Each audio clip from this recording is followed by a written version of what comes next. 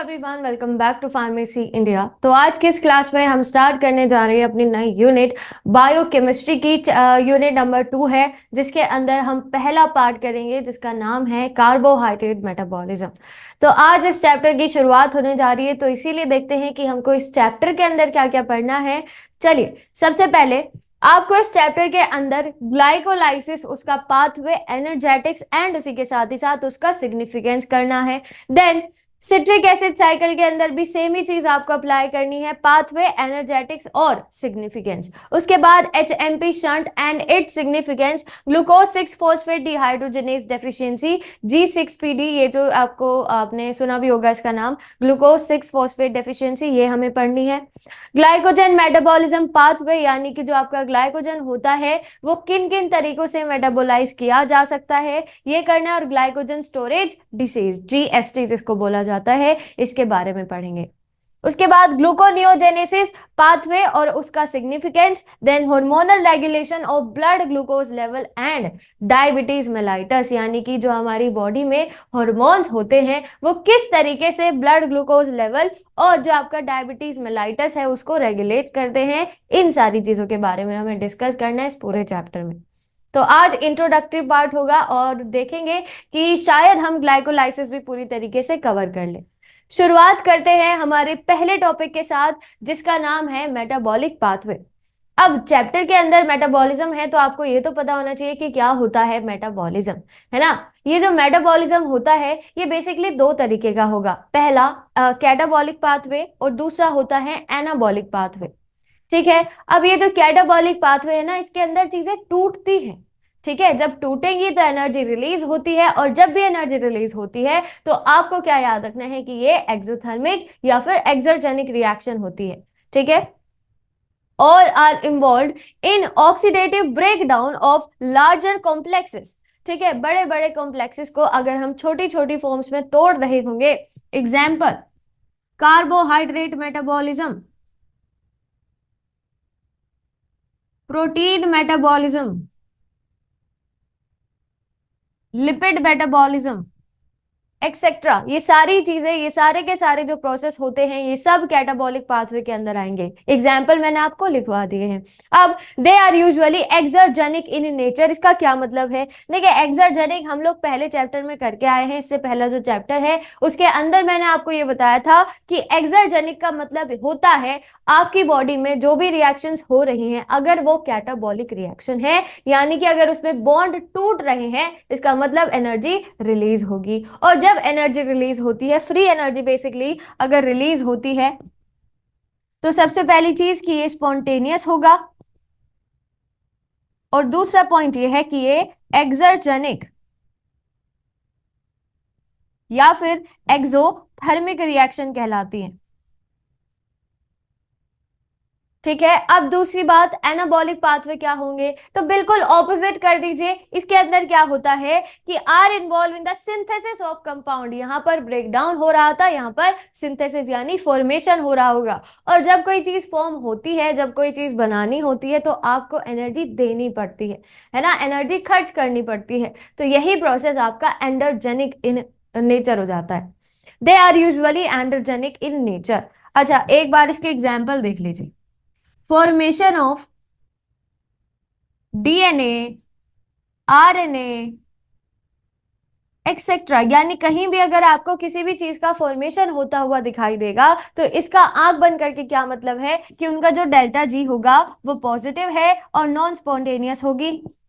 Non spontaneous का मतलब है कि ये रिएक्शन अपने आप नहीं बन जाती। अब कोई भी चीज अपने आप थोड़ी ना बन जाएगी, है ना, उसमें कुछ ना कुछ एंजाइम लगेंगे या जो भी लगेगा, आप नहीं लगे, मैनुअल प्रोसेस नहीं लगेगा, लेकिन फिर भी कुछ ना कुछ तो उसके अंदर लग रहा होगा। कभी भी जो एंडोजेनिक रिएक्शन होती है वो स्पॉन्टेनियस नहीं होंगी, वो हमेशा नॉन स्पॉन्टेनियस होती है। ठीक है। उसके बाद दूसरा पॉइंट ये है कि वो एनर्जेनिक इन नेचर होती है, या फिर इसी को हम एंडोथर्मिक भी बोलते हैं, एंडोथर्मिक रिएक्शन। ठीक है, तो ये दो प्रोसेस हैं मेटाबॉलिज्म के अंदर जो आपको आगे तक पढ़ने हैं, इसीलिए मैंने आपको अभी अभी बता दिया। अब क्या होता है ये, कैरेक्टरिस्टिक्स क्या है मेटाबॉलिज्म के, तो सबसे पहला कि जितने भी हमारे मेटाबॉलिक प्रोसेस होते हैं वो सब इरिवर्सिबल होंगे, है ना, यानी अगर फॉरवर्ड डायरेक्शन में गए तो बैकवर्ड नहीं जा सकते हैं, हमेशा याद रखेगा। इसके बाद every metabolic pathway has committed first step, है ना, मतलब कि जो हर एक मेटाबॉलिक पाथवे होता है उसका जो पहला स्टेप होगा वो कमिटेड होता है, ठीक है, कोई भी उसको बदल नहीं सकता है। All metabolic pathways are regulated metabolic pathways in eukaryotic cells occur in specific cellular locations, यानी कि फॉर एग्जांपल आपका माइटोकॉन्ड्रिया हो गया, इसी के साथ ही साथ साइटोप्लाज्म है ना, न्यूक्लियस है। तो ऐसा ही नहीं है कि कोई भी रिएक्शन कहीं भी उठाकर कर दीजिएगा और वो हो जाएगी, नहीं, हर एक रिएक्शन की अपनी एक जगह होती है, अपनी एक साइट होती है, ठीक है, तो उसी के अकॉर्डिंग ये सारी की सारी रिएक्शन होगी। फॉर एग्जाम्पल आपका जो ग्लाइकोलाइसिस है वो साइटोप्लाज्म में होता है, तो वो वही होता है, वो वही होगा, ठीक है। सिंथेसिस ऑफ डीएनए जो होगा वो आपका इसमें होता है न्यूक्लियस के अंदर, तो वो वही होगा, ऐसा नहीं है कि वहां नहीं हो रहा है तो कहीं और कर लो। हर एक मेटाबॉलिक रिएक्शन की अपनी एक पर्टिकुलर अपनी एक स्पेसिफिक साइट होती है जहां पर सारी रिएक्शन होनी होती है, उसके अलावा वो रिएक्शन कहीं भी नहीं होगी, ठीक है। आगे चलते हैं, नेक्स्ट अब हम बात करते हैं ग्लाइकोलाइसिस के बारे में कि ग्लाइकोलाइसिस क्या होता है। देखो सबसे पहले मैं आपको बता दूं कि ग्लाइकोलाइसिस का मतलब क्या है। इसके अंदर हम ग्लूकोज से एंड प्रोडक्ट जो हमारा होता है वो है पायरुवेट, ठीक है। तो जब आप ग्लूकोज से पायरुवेट बना रहे हैं, है ना, इट इज कॉल्ड ग्लाइकोलाइसिस। अब जो आपका ग्लूकोज मेटाबॉलिज्म होता है वही है ये। ग्लूकोज का मेटाबॉलिज्म दो तरीके से होता है, एरोबिकली भी और एनारोबिकली भी, यानी कि प्रेजेंस ऑफ O2 और एब्सेंस ऑफ O2। ये जो हम पढ़ते हैं ना, this is in the presence of O2, यानी ये एरोबिक ग्लाइकोलाइसिस होता है। दूसरा भी होगा जब आप लैक्टिक एसिड का फॉर्मेशन करते हैं, आप लोग पता ही होगा उसके बारे में, वो एनारोबिक होता है जिसके बारे में आपको नहीं पढ़ना है। चलिए बात करते हैं इसके बारे में। Glycolysis comes from a merger of two Greek word, जिसमें सबसे पहला होता है ग्लाइक, जिसका मतलब होता है स्वीट, है ना, ग्लूकोज क्या होता है, स्वीट ही तो होता है। अब आप आपके जो मार्केट में मिलता है वो ग्लूकोज जो आप ग्लूकोन डी के नाम से पीते हैं, है ना, वो भी तो वो आप खाकर देखेगा वो स्वीट होता है। और दूसरा लाइसिस यानी ब्रेक डाउन, तो जब आप ग्लूकोज को तोड़ते हैं तो आपको पायरुवेट मिलता है, यानी कि ब्रेक डाउन होता है ग्लूकोज का, फॉर्मेशन होता है पायरुवेट का, and it is known as glycolysis. It is also known as EMP pathway. क्या होता है EMP pathway? Embden Meyerhof Parnas pathway. EMP pathway आपको बार बार देखने के लिए मिल सकता है, तो इसीलिए याद रखिएगा ईएमपी पाथवे, ठीक है। ये एक 10 स्टेप प्रोसेस है, 10 स्टेप प्रोसेस, और जिसके अंदर आप देखेंगे कि इतने सारे एंजाइम यूज होते हैं, इतने सारे एंजाइम होते हैं, ठीक है। आपको एटीपी यहाँ मिलेगा, आपको एनएडीएच यहाँ मिलेगा, मतलब जो जो चीजें आपको यहाँ मिलती है वो मैं एनर्जेटिक्स के अंदर लिखवाऊंगी, तो उसकी भी टेंशन मत लीजिए, ठीक है जी। तो ये है एक ओवरव्यू ग्लाइकोलाइसिस का कि क्या होता है, कहाँ होता है, क्यों होता है, ठीक है, ये हमें करना है। तो शुरुआत करते हैं इसके पूरे प्रोसेस की। सबसे पहली चीज मैं आपको पूरी एक टेबुलर फॉर्म में दूंगी कि किस तरीके से सारी की सारी रिएक्शंस होती हैं। तो हमारी बॉडी के अंदर ग्लूकोज जो है वो प्रेजेंट होता है ब्लड के अंदर, ठीक है। अब ये जो ग्लूकोज है इसको हम कितने तरीके से मेटाबोलाइज कर सकते हैं, पहले ये देखें। ग्लूकोज बहुत सारे तरीके, बेसिकली 4 तरीके से मेटाबोलाइज हो सकता है, ठीक है। सबसे पहला स्टोरेज, की जो ग्लूकोज है उसकी स्टोरेज किस फॉर्म में होती है, तो इसकी स्टोरेज 3 तरीके से हो सकती है, ग्लाइकोजन, स्टार्च, सेल्यूलोज। ग्लाइकोजन कहाँ होता है, ये लीवर में होगा। स्टार्च प्लांट में पाया जाता है, और जो आपका सुक्रोज है वो तो सभी लोग जानते हैं कि ये जो चीनी होती है ना वही है, शुगर, ठीक है। तो इन इन तरीके से ये जो है हमारी बॉडी के अंदर ये स्टोर होता है, स्टोरेज फॉर्म है इसकी। दूसरा पॉइंट है कि जो आपका ऑक्सीडेशन है ग्लाइकोलाइसिस के थ्रू, तो ग्लूकोज से फाइनली वो क्या बना देता है, जो हम अभी पढ़ेंगे भी, तो ये बनाता है पायरुवेट। और पायरुवेट की जगह अगर आपको पायरुविक एसिड देखने के लिए मिले तो ये वही है भैया, इसको सोच मत लेना कि कुछ और होगा, यही है।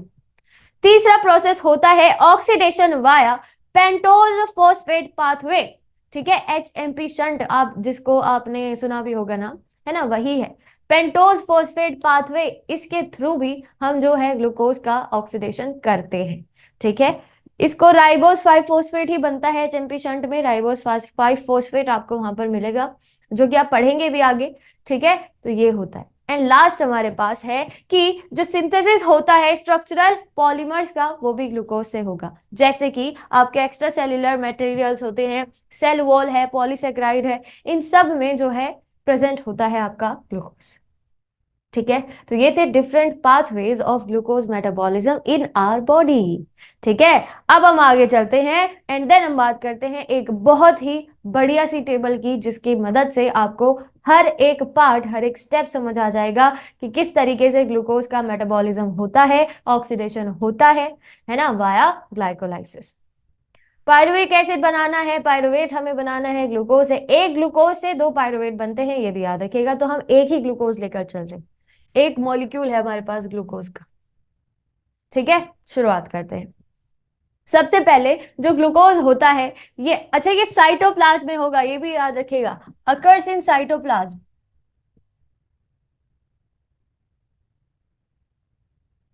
ठीक है, ये साइटोप्लाज्म में हो रहा होगा, सारी कहानी जो मैं अभी अभी लिखवाऊंगी आपको। जो ग्लूकोज होता है सबसे पहले ये कन्वर्ट होगा ग्लूकोज 6 फॉस्फेट में। ठीक है, ग्लूकोज 6 फॉस्फेट में, कहीं कहीं आपको G6P भी देखने के लिए मिलता है, तो ये यही होता है। इस समय पर जो एंजाइम यूज करता है उसका नाम है हेक्सोकाइनेज। ठीक है, हेक्सोकाइनेज। इसके बाद ये जो ग्लूकोज 6 फॉस्फेट है ये कन्वर्ट किया जाता है फ्रक्टोज 6 फॉस्फेट में, और ये भी आपको कहीं कहीं इस तरीके से दिखाई देगा, तो याद रखिएगा यही होता है। जब फ्रक्टोज 6 फॉस्फेट बनता है इस समय पर भी एक एंजाइम यूज किया जाता है जिसका नाम है फोस्फोग्लूकोआइसोमरेज। फोस्फोग्लूकोआइसोमरेज, अगर ये आप सिंपली आइसोमरेज भी लिख देंगे ये भी ठीक है, लेकिन पूरा नाम ही लिखें जितना हो सके। फोस्फोग्लूकोआइसोमरेज ये कन्वर्ट कर देता है आपका जो ग्लूकोज 6 फॉस्फेट है इसको फ्रक्टोज 6 फॉस्फेट में। अब आपके पास फ्रक्टोज 6 फॉस्फेट है, ये फिर से कन्वर्ट किया जाता है फ्रक्टोज 1,6 बाइफॉस्फेट। ठीक है, इस तरीके से अगर आपको देखने के लिए मिले समझ जाइएगा कि फ्रक्टोज 1,6 बिसफॉस्फेट के बारे में बातें हो रही है। यहां पर भी एक एंजाइम यूज किया जाएगा जिसका नाम है फोस्फोफ्रक्टोकाइनेज, और ये सवाल कितनी बार पूछा जाता है कि जब आप फ्रक्टोज 6 फॉस्फेट से फ्रक्टोज 1,6 बिसफॉस्फेट बनाते हैं तो इस समय पर कौन सा एंजाइम यूज किया जाएगा, याद रखिएगा फोस्फोफ्रक्टोकाइनेज। ठीक है, मेन एंजाइम होता है। अब इसके बाद शुरुआत होती है, बहुत ही ज्यादा डिफिकल्ट हो जाएगा। अब डिफिकल्ट से मेरा मतलब है कि अभी तक सिंगल सिंगल चीजें बन रही थी, अब आपको दो दो चीजें बनानी होगी। ये भी एक ही मॉलिक्यूल बनेगा, ये भी, ये भी, और ये भी। यहां से शुरुआत होती है दो दो मॉलिक्यूल्स बनने की। अच्छा, यहां तक आपको क्लियर हो गया होगा। फ्रक्टोज 1,6 बिसफॉस्फेट इसको ग्लिसरल्डिहाइड 3 फॉस्फेट में कन्वर्ट कर देता है, लेकिन एक और चीज है, देखो ये ऐसे बना एल्डोलेज की हेल्प से। ठीक है, अब इसी से एक और चीज बनती है ना, इसका नाम है डाइहाइड्रोक्सी एसीटोन पेंट। ये भी एल्डोलेज की मदद से ही बनेगा। डाइहाइड्रोक्सी एसीटोन फॉस्फेट, ये भी आपका धप इसको बोलते हैं DHAP, तो ऐसे आप याद रखिएगा। ठीक है, DHAP इसकी शॉर्ट फॉर्म होती है, ये भी एल्डोलेज की मदद से बनेगा। यहां पर बात यह है कि जो आपका डाइहाइड्रोक्सी एसीटोन फॉस्फेट है और जो ग्लिसरल्डिहाइड 3 फॉस्फेट है, ये दोनों आपस में आइसोमर होते हैं। ठीक है, these both are isomers of each other, इसीलिए जो आपका डाइहाइड्रोक्सी एसीटोन फॉस्फेट होता है वो अल्टीमेटली इसी में कन्वर्ट हो जाता है, तो उसको हम इस रिएक्शन में काउंट करते ही नहीं है। बस ऐसे याद रखेगा कि फ्रक्टोज 1,6 फॉस्फेट दो पार्ट में डिवाइड होगा, पहला ग्लिसरल्डिहाइड 3 फॉस्फेट और दूसरा डाइहाइड्रोक्सी एसीटोन फॉस्फेट, लेकिन ये दोनों आपस में होते हैं आइसोमर। तो इसीलिए जो डाइहाइड्रोक्सी एसीटोन फॉस्फेट होता है वो इवेंचुअली कन्वर्ट हो जाता है आपका ग्लिसरल्डिहाइड 3 फॉस्फेट में, इसीलिए हम उसी को मानकर चलेंगे। तो ये कन्वर्ट हो जाएगा और यहां पर जो एंजाइम यूज होगा उसका नाम है आइसोमरेज। ठीक है, ये हो गया। अब ग्लिसरल्डिहाइड 3 फॉस्फेट ये कन्वर्ट होता है दो मॉलिक्यूल में, मतलब दो मॉलिक्यूल होते हैं, नाम एक ही है, नाम है इसका 1,2 बिसफॉस्फोग्लिसरेट। ठीक है, अब यही चीज आपको बार बार देखने के लिए मिलेगी। 1,2 बिस फॉस्फोग्लिसरेट, ये जब बनता है, ये जब बनेगा तो ये कन्वर्ट, यहाँ पर जो एंजाइम यूज होगा उसका नाम है glyceraldehyde phosphate dehydrogenase. Glyceraldehyde phosphate dehydrogenase, ऐसे याद रखिएगा। इसके बाद 3 फॉस्फोग्लिसरेट बनता है हमारा 1,2 फॉस्फोग्लिसरेट से। यहाँ पर भी आपका एंजाइम यूज होगा फॉस्फोग्लिसरेट काइनेज, सिंगली आप इसको काइनेज भी बोल सकते हैं। ठीक है, आप आपकी मर्जी है, आप काइनेज का नाम भी इसको दे सकते हैं। फिर उसके बाद 3 फॉस्फोग्लिसरेट कन्वर्ट हो जाता है 2 फॉस्फोग्लिसरेट में, और यहां पर जो एंजाइम यूज होगा उसका नाम है म्यूटेस, है ना। एंड लास्ट हमारे पास आता है जो आपका 2 फॉस्फोग्लिसरेट है, ये कन्वर्ट हो जाता है फॉस्फोइनोल पायरुवेट में। लेकिन अभी भी आपका जो प्रोडक्ट है वो तो नहीं मिला, तो अब मिलेगा। ठीक है, this is 9th step, phosphoenol pyruvate जब आपको मिलता है। यहां पर जो एंजाइम यूज किया जाएगा उसका नाम है इनोलेज, एंड लास्ट में आपका फोस्फोइनोल पायरुवेट कन्वर्ट होता है पायरुवेट यानी पायरुविक एसिड में। यहां पर जो एंजाइम यूज किया जाएगा इसका नाम होता है पायरुवेट काइनेज। काइनेज यानी सिंथेसिस करना। ठीक है, तो ये है 10 स्टेप प्रोसेस। 1 2 3 4 5 6 7 8 9 10। तो यहां पर आप लिख सकते हैं step 1, step 2, step 3, step 4, step 5, step 6, then 7, 8, 9 and 10। ये स्टेप मैंने इसीलिए आपको लिखवाए हैं क्योंकि आगे मैं एनर्जेटिक्स लिखवाऊंगी कि कहां पर एनर्जी आपको खर्च करनी है और कहां पर मिलती है। तो उस समय पर मैं आपको जब ये नाम बताऊंगी तो आपको ये याद आ जाना चाहिए कि ये कौन सा स्टेप नंबर था। चलिए फिर आगे चलते हैं और इसके आगे बात करते हैं इसके एनर्जेटिक्स में कि क्या क्या एनर्जेटिक्स थे आपके ग्लाइकोलाइसिस के और आपको कितने टोटल एटीपी मिले और एक्सेट्रा एक्सेट्रा। शुरुआत करते हैं। सबसे पहले एटीपी बनता कहाँ कहाँ है ना, यानी आपने कहाँ कहाँ पैसा कमाया है, ऐसे याद रखिएगा। तो पहला स्टेप था जब आप ग्लिसरॉल्डिहाइड 3 फॉस्फेट से 1,3 बिस फॉस्फोग्लिसरेट बना रहे थे। एक चीज याद रखिएगा कि ये ना 2 हाफ में डिवाइडेड रहता है, 2 हाफ में डिवाइडेड होगा। पहला ये वाला 2 हाफ में डिवाइडेड होगा, दिखाई दे रहा है ये वाला इतना। ये ऊपर वाला फर्स्ट हाफ होता है, फर्स्ट हाफ, और नीचे वाला सेकंड हाफ होता है।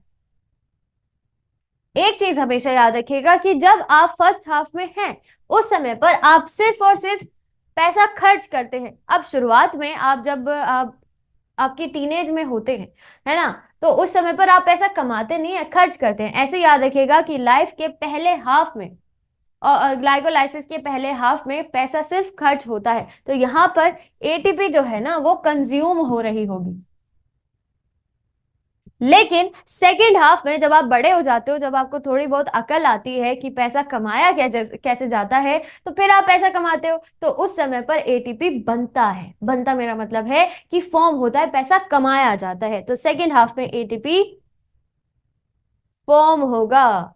ठीक है, तो ये चीज याद रखिएगा कि शुरुआत में सिर्फ आप एटीपी को खर्च कर रहे हैं, लेकिन दूसरे हाफ में आप ऐसा नहीं कर रहे हैं, उस समय पर आप एटीपी को बना रहे होंगे। ठीक है, चलो आगे चलते। शुरुआत थी हमारी जब ग्लिसरॉल्डिहाइड 3 फॉस्फेट से 1,3 बिस फॉस्फोग्लिसरेट बनता है, तो इस समय पर आप 6 एटीपी बनाते हैं। टोटल 6 एटीपी का फॉर्मेशन होता है।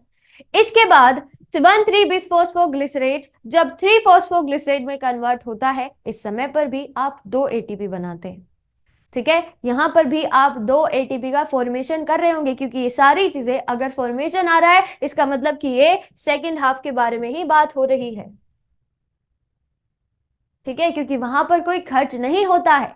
उसके बाद फॉस्फोइनोल पायरुवेट से जब आप इनोल पायरुवेट यानी सिर्फ पायरुवेट बना रहे होंगे, उस समय पर भी आपको एनर्जी खर्च करनी होती है, और टोटल एनर्जी आपने जितनी खर्च करी वो होगी 6, 2 और 2, 6 प्लस 2 इज इक्वल टू 10। ठीक है, इसके बाद बारी आती है कि आपने एटीपी खर्च कितना करा, यानी कितना आपने कंज्यूम कर लिया है। फर्स्ट हाफ की बात हो रही है। ठीक है, तो इस समय पर देखिएगा जब आप ग्लूकोज से ग्लूकोज 6 फॉस्फेट बनाते हैं पहले स्टेप में, तो ये होता है आपका एक एटीपी यहाँ पर खर्च।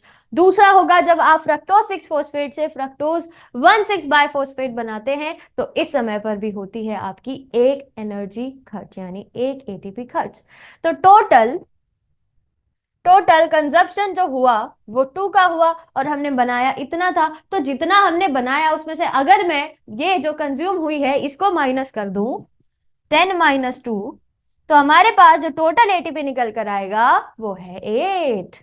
ठीक है, तो अगर कोई आपसे पूछे कि नेट गेन कितना होगा एटीपी का ग्लाइकोलाइसिस में, तो आपका आंसर होना चाहिए 8। वो पूछेंगे कैसे, तो आप उनको एक्सप्लेन कर सकते हैं। ठीक है, कौन कौन से स्टेप होते हैं और कहां कहां पर एटीपी कंज्यूम हो रहा होगा, कहां कहां पर बन रहा होगा, ये अब डिटेल में आप उनको समझा सकते हैं। क्लियर? तो ये था एनर्जेटिक्स इन, जो आपका एनर्जेटिक्स का मतलब ये होता है कि एनर्जी कितनी खर्च हुई, कितनी बनी ग्लाइकोलाइसिस के प्रोसेस में। अब हम आगे चलते हैं एंड बात करेंगे सिग्निफिकेंस ऑफ ग्लाइकोलाइसिस। जो आपका सिग्निफिकेंस है ग्लाइकोलाइसिस का, यानी जरूरत क्या है ग्लाइकोलाइसिस की। ठीक है, सबसे पहली चीज तो हमको पायरुवेट मिल जाता है, पायरुविक एसिड मिल जाता है। दूसरी चीज, जो ग्लूकोज 6 फॉस्फेट होता है ना, that is the most common intermediate which is required for various metabolic reaction, for example glycogen synthesis, HMP shunt, HMP pathway etcetera. Glucose 6 phosphate ये बहुत इंपॉर्टेंट है भैया, बहुत ज्यादा, बहुत सारी रिएक्शन में यूज किया जाता है। आप आगे जितने भी रिएक्शन देखोगे मोस्टली सब में जो आपका ग्लूकोज 6 फॉस्फेट है ये कॉमन इंटरमीडिएट होता है। इंटरमीडिएट यानी जो रिएक्शन की बीच में आए, ना तो शुरुआत में ना एंड में, सेंटर में आता है।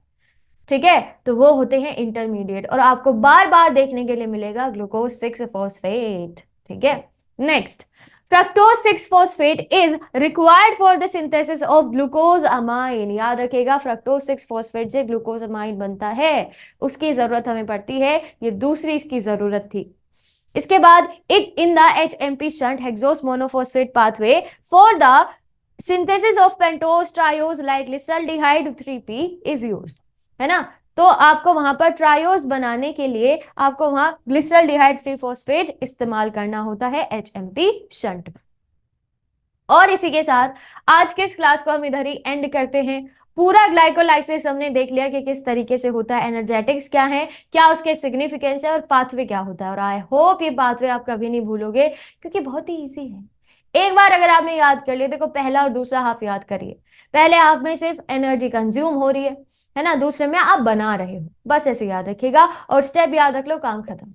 ठीक है, क्योंकि एंजाइम अपने आप याद हो जाते हैं, है ना। क्यों, जो आप बना रहे हो उसका सफिक्स लगता है, यानी कि जो भी आप सबस्ट्रेट ले रहे हो उसका सफिक्स, और बाद में ASE लगा दो, मर्जी आपकी, है ना। तो ये सारे एंजाइम आपको याद हो जाएंगे इजीली।